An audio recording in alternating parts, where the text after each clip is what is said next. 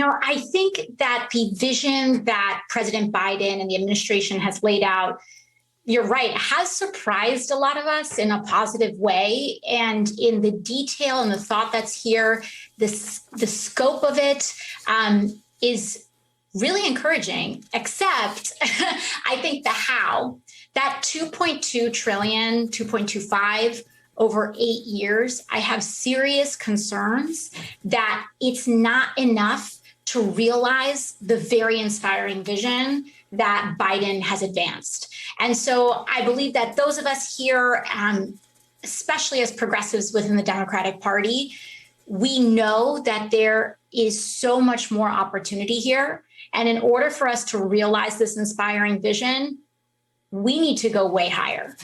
And that's what's going to help us actually deliver on this really promising and inspiring vision that the president has laid out today.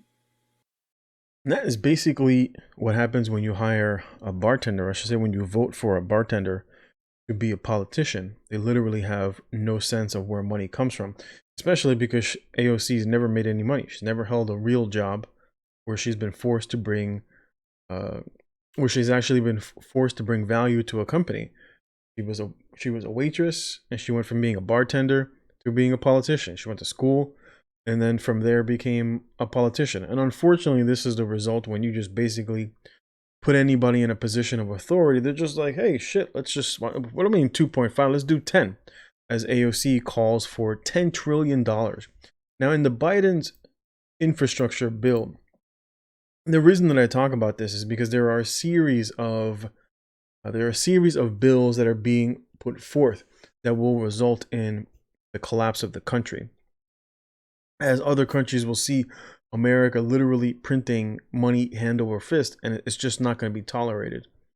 And there's already talks between Russia and China about creating a sort of currency, or to basically phase out utilizing the dollar, which is why you see Japan just literally dumping U.S. treasuries, which is why the U.S. Treasury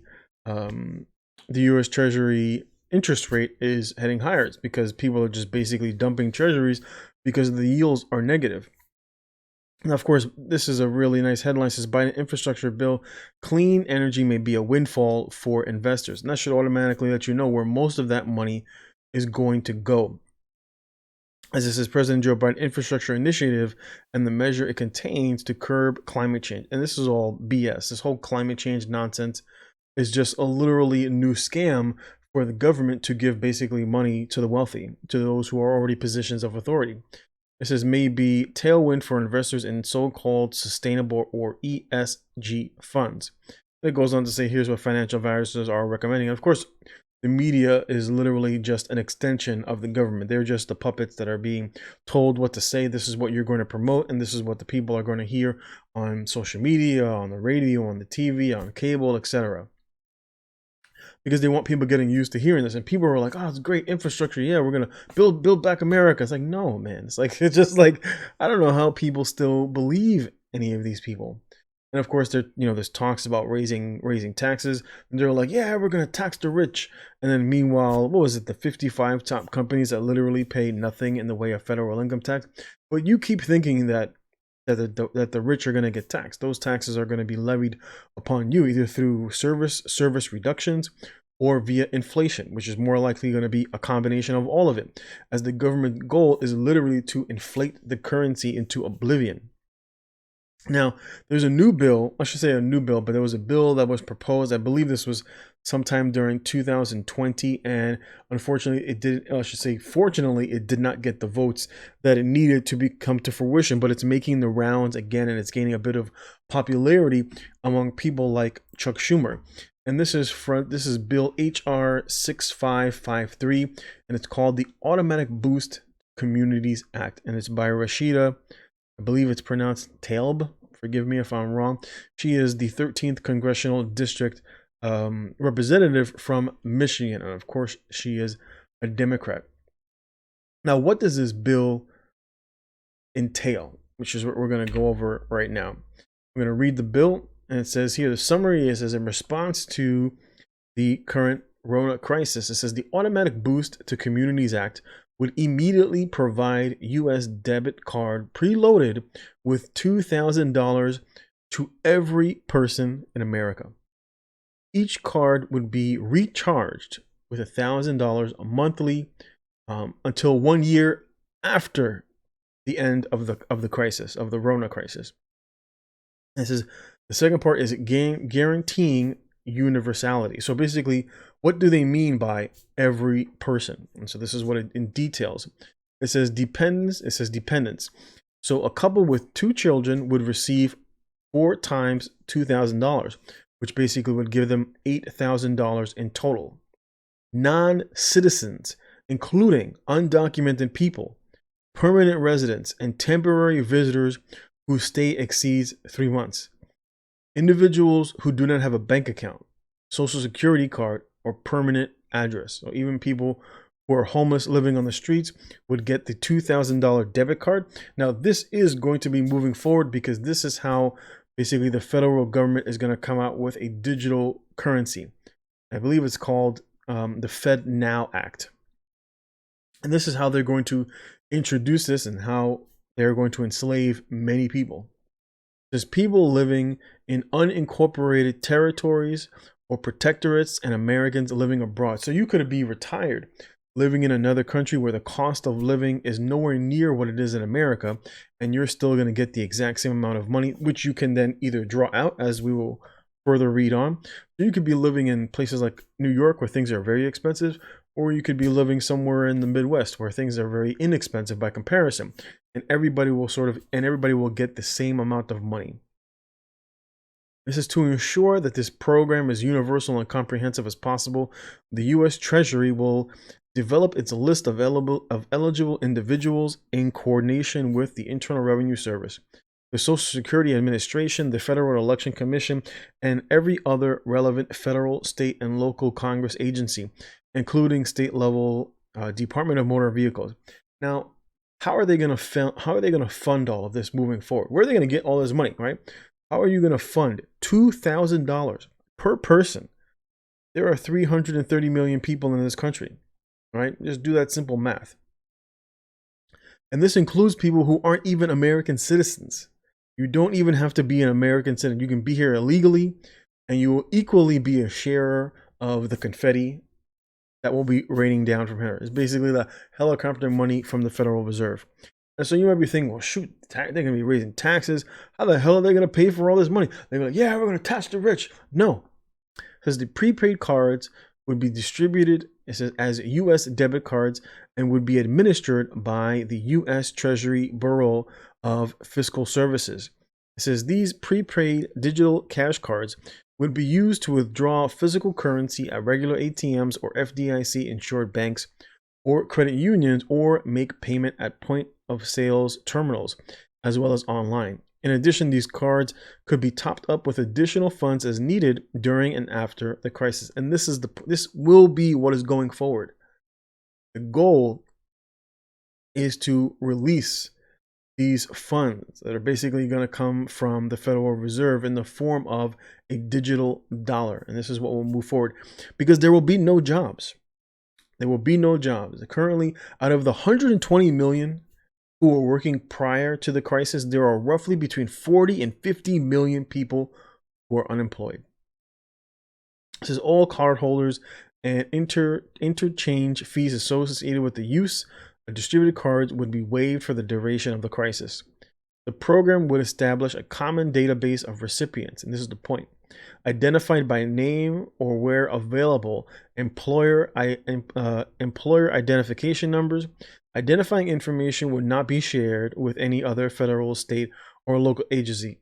And it's like, if you believe that, it says any individual who receives, activates, or uses more than the maximum number of cards authorized for themselves and for their dependents, either as a result of fraud or administrative error, would have excess funds reclaimed in future via appropriate mechanisms, i.e. tax refund deduction. So basically, if you do commit fraud and you use excess funds, as if they're going to not make mistakes in distributing this money. They're like, well, we're not gonna fine you, we're not gonna throw you in jail, we're not gonna prosecute you. We're just gonna say, well, you know what? When next month allocation comes around, you're just not gonna get that one. You're gonna have to wait. And this is what is being proposed. It says cards to be distributed in 3 ways. It says by direct mail. All individuals with an active address on file with any government agency would have a card sent to them to that address via USPS. Now, during the election, there were multiple ballots, and of course, during the stimulus checks, there were multiple people who got checks and, of course, ballots from people who no longer live there. There was a huge scam going on with literally billions and billions of dollars that just went to people who were in jail or other individuals who were basically dead. Is going to be a catastrophe. Goes on to say, it says, could also be obtained one directly from any FDIC bank, right? So if you're homeless, I don't have a place, how am I going to get this? You just walk into the bank and they're going to hand you a card with $2,000, and it's going to be, right? It's going to be like, what do they call those cards? Like those government cards that they give EBTs or something like that. And they're like, hey, we're just going to recharge it. And everybody is going to get one. Everybody. It's not the people who aren't working. It's not the people who are maybe working part-time. It's not the people who are on unemployment. This is literally going to be given to everybody. It says at-risk outreach. It says dedicated emergency responder corps could perform outreach to at-risk populations, including people who are elderly or homeless, physically disabled, or live in remote areas, to ensure that they receive their U.S. debit card and to simultaneously perform a general wellness check. It's a wellness check in case they need additional targeted assistance. Now, how are they going to fund all this, you might ask? It goes on to say, it says this automatic boost to the Communities Act would be a money-financed fiscal program for which no additional U.S. debt would be issued.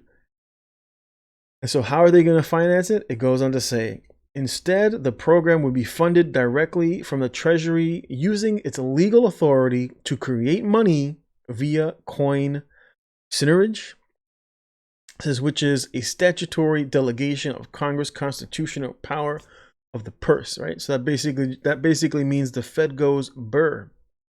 It says the mechanics of this funding approach says would be as follows. The Treasury would make direct deposits to the U.S. Mint to issue 1 trillion platinum coins under the legal authority provided by that bill. It says Congress would direct the Federal Reserve to purchase the newly issued coins at full face value. Federal Reserve would complete the purchase, and this is just basically, this is like just one person is taking money out of their right pocket, and then they were like, hey, you give me this pretend coin, okay, and here's the money. It's just literally, oh my God. The Federal Reserve would complete the purchase by crediting the U.S. Mint account at the Fed with $2 trillion in reserve. Now, normally, the Fed only holds about 500 million. Normally, the Federal Reserve, I believe it's only 500 million that is typically in the U.S. Treasury.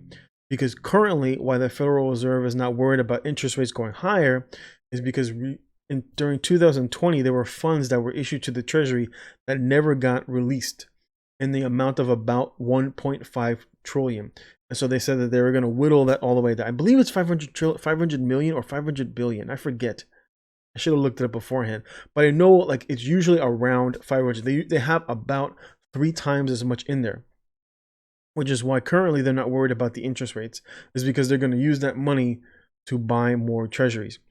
It says the Fed would retain ownership over the 1 trillion coins permanently in order to ensure its own balance sheet remains fully capitalized. Capitalized by what? By the Treasury. The Treasury Secretary would sweep the newly created reserve funds from the Mint account into the regulatory. This is just all pretend. It's just like, here, we're going to balance this sheet out over here. And it's just literally cooking the books. This is just ridiculous. It says the Treasury would make the funds available to the Bureau of the Fiscal Service to disperse to every person in America in the form of a prepaid US debit card.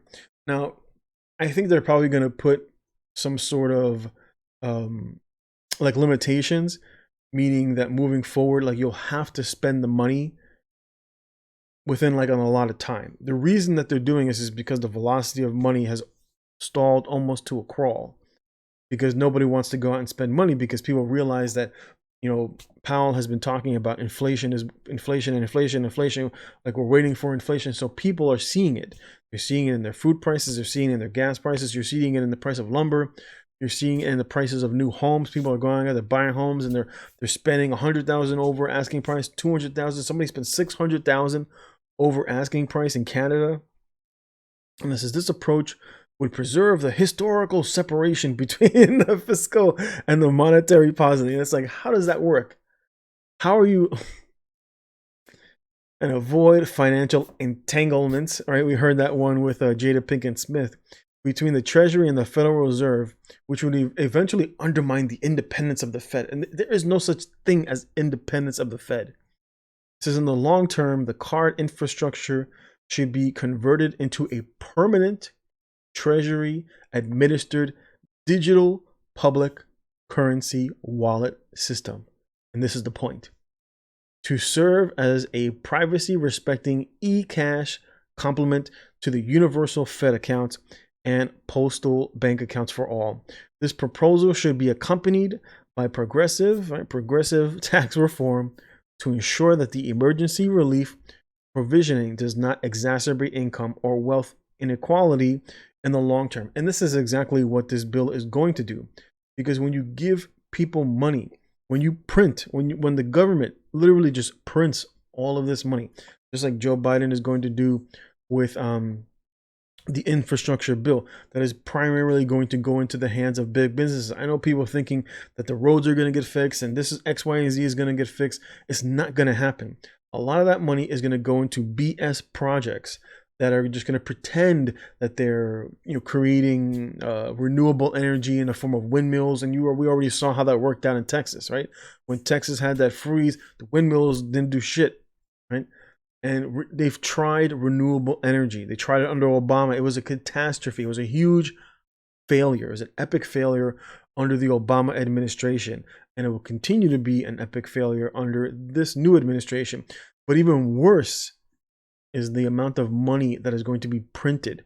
It will literally be confetti. People, just like in Germany, when the people were literally burning, the German dollar. Because it was worthless. It was cheaper to burn the currency than it was to go out and buy wood with the currency, with their fiat. So they were literally taking wads of the money and just shoving it into ovens to keep themselves, into their furnaces, to keep themselves warm. This is very similar to what they did in Venezuela, where they hyperinflated the money. And as a result, the entire country collapsed, with millions dying as a result. And vast majority of these young women that were working as doctors and lawyers and business, etc. In places like Colombia, where I've been to, you see some of the most beautiful women that you will ever meet, and their vast majority of them are prostitutes, because the country hyperinflated the money, and as a result, people didn't want it anymore. Until this day, places like Colombia, Honduras, Lebanon are in fiscal collapse till this very day, and the people suffer. People there are literally starving. There are people in Venezuela that are literally eating out of garbage cans. Things got so bad in Venezuela that they ate the zoo animals to keep alive, and now they have literally roving bands of military that just randomly shoot people in Venezuela, and just because Maduro, he's in fearful because he knows his time will eventually run out. And so he sends the soldiers out to go out and shoot random people so that they think twice about revolting against him, because they've tried. And this is what will come. This will come to be in America as well. This will not end well, especially with the, what is it called? They're having that passport that they want to put out. It's literally just the same thing that they have in China. It's just a credit score. And if they don't like what you post on social media, maybe they won't give you that 1,000. Maybe you only get 700. right? Maybe you say something against the government. Maybe you get caught out there in a protest because you're starving, and they're gonna be like, you know what? Maybe we're only gonna give you half this month. See how you like that. They do this very same thing in China, and people are foolishly imagining that this is going to be amazing. I see people posting, "This is great. Finally, they're looking out for us," and I'm like, you're basically wishing for your own destruction. And the only thing that will happen as a result of this is that people will eventually quit their jobs. I mean, there's certain places where some Americans don't make more than, maybe 18 or 20,000 because the cost of living is very low within certain parts of the state. And if you're literally going to be giving this to families and whole households where each child, if you may have, just with all the kids, you may have, if you have 2 or 3 kids, think about how this will impact individuals like single mothers, or it will spur women to become single mothers. There was that recent article that I talked about with the Marshall program, right? See if we can look this one up, which was another social program that you're trying to push called the Marshall. Here we go, Marshall Plan for Moms. And I talked about this last time, where the government is seeking to give thousands to single mothers via this Marshall program. I believe, let me see if it talks about it here. It wasn't this particular article. Let me look here. I think it was like, there it is, $2,400 a month for single moms. Should moms get a monthly $2,400 stimulus check? The Marshall Plan for Moms is making waves. And this is what you see in a dying economy. When things like this, you want to know, like, how long do I think, before the economy collapses? Is this all nonsense? When you start to see these bills get passed, just know, like Jesus said, it is near, it is at the door.